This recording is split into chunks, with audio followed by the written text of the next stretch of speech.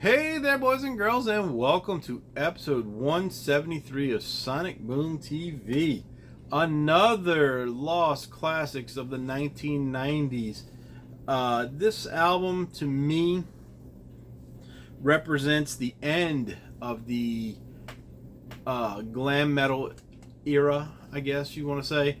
It's not technically like the last album that would have came out to fit in that category, but it always reminds me of the end of that era. It like when I think back, there's like, there's Lillian Axe with Poetic Justice and Psycho Schizophrenia. There's Def Leppard's what the heck is it called? The one after Hysteria with the I can't even think of what it was called. But that and this is the one that always sticks out to me as the end of that era, and it came out in 1991.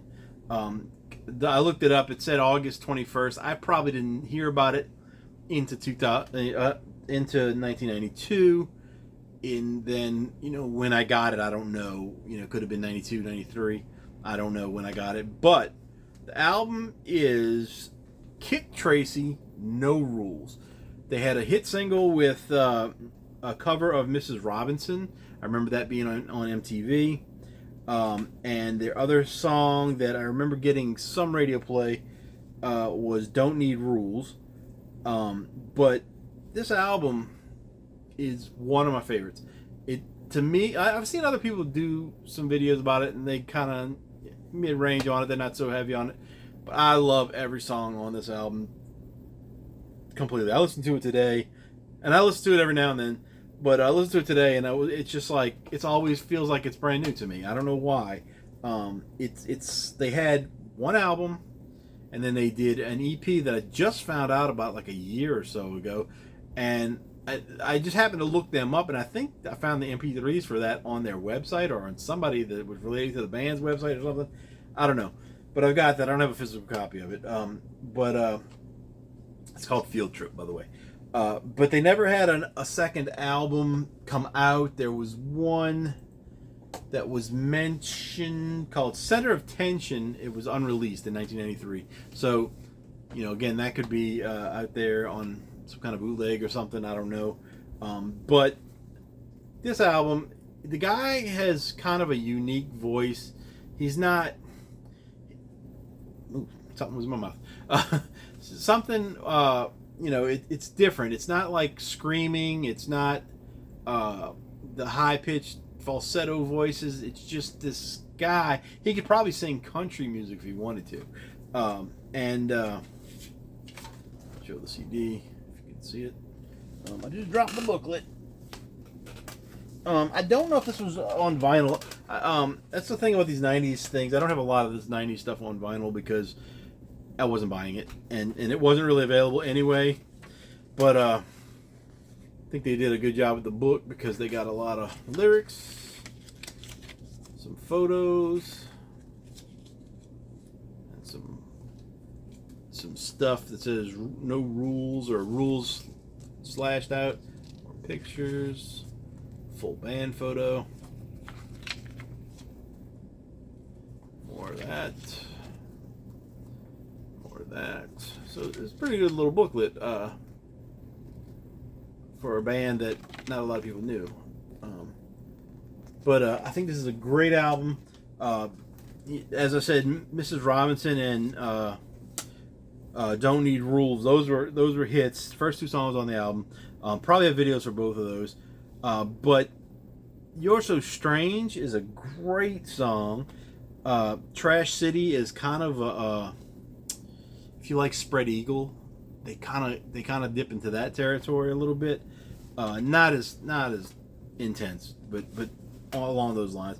Hard Time, Big Western Sky. I love that song. It's kind of a ballady kind of song, but I absolutely love that song. It makes me want to go to like North Dakota or something, because it's probably about that that area of the world, being that's where the big sky country is and all that. Generation Express, Soul Sharers, Tangerine Man, Lost, Velvet Crush, Rattlesnake Eyes, Strawberry Jam. That's the name of one song. That's a real good one too. Romeo Blues, that's another one that's kind of a ballady kind of song. And then Fade Dunaway is just like an outro kind of thing. I think it's like 40 seconds long, and that's it on that one.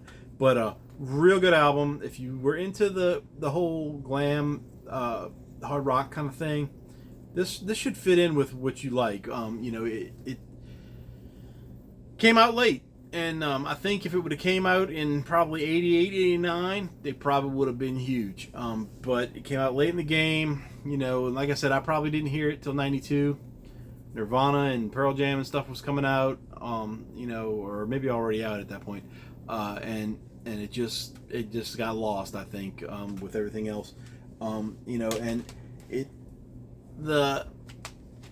at the time, I didn't like give up on that kind of music. I just I blended because I went with the times, I guess, but some of the stuff that was coming out got to be a little bit of the same, and so I was looking for something different as well as the rest of the world. But when this came out, I was like, dang, it's that's some really good stuff still coming out, but they disappeared, and so did everybody else. The record company stopped pushing it, the radio station stopped pushing it, and we went into alternative rock. Grunge was the start of that, but it wasn't the whole reason. The alternative rock scene took over completely through the rest of the 90s. Grunge was only around for like 2 years, basically, where it was dominant, because those bands changed from grunge to other. They didn't stay grunge. Most of them weren't even really grunge to begin with. But anyway, that's a different story for a different day. That's it for this episode. Talk to you guys later. Bye.